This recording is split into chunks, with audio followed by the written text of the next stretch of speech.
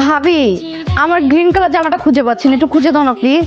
আমরা মনে হয় ভাবিকে বেশি প্রেশার দিচ্ছি, আর সে কারণে ভাবি আমাদের উপর বিরক্ত।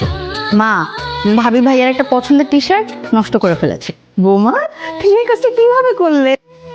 যার দুটো রঙিন ডানা ছিল, কিন্তু মাকুসার চাল তার সেই ডানা দুটো জড়িয়ে ধরেছে। এই সংসার ছেড়ে তুই যেতে পারবি না মায়া।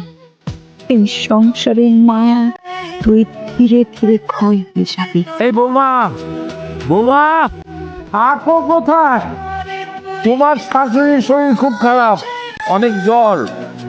তুমি দৌড় দিয়ে ওই গরম পানিতে তোয়ালে ভিজিয়ে, ওই কুসুম গরম পানিতে, তারপরে সেই তোয়ালেটা চিপে নিয়ে আসো, শরীর মুছে দিতে হবে। বাসাটা তো আমার একটা হাসপাতাল হয়ে গেছে।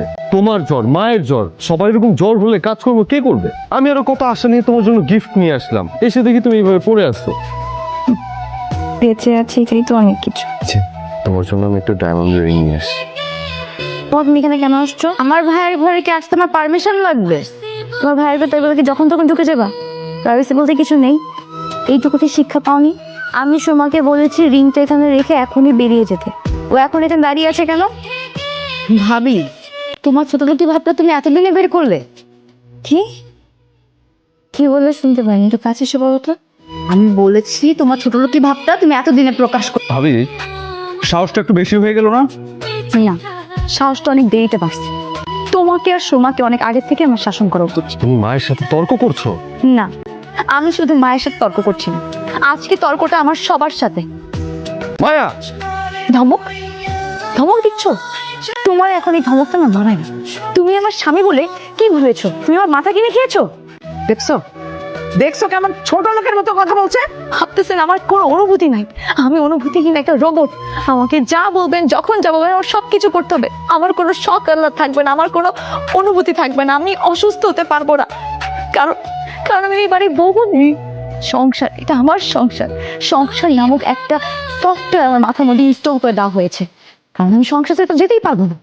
বাবা, আমার শরীরটা একটা মানুষের শরীর, এটা কোনো জড় বস্তু নয়, এটা কোনো রোবট। আমি তোমাদের প্রতিনিয়ত আপ্যায়ন করি, খাওয়া দাওয়া করাই। আমি রুমে আসার পরে কোনদিন জিজ্ঞাসা করেছো মায়া তুমি খেয়েছো কিনা?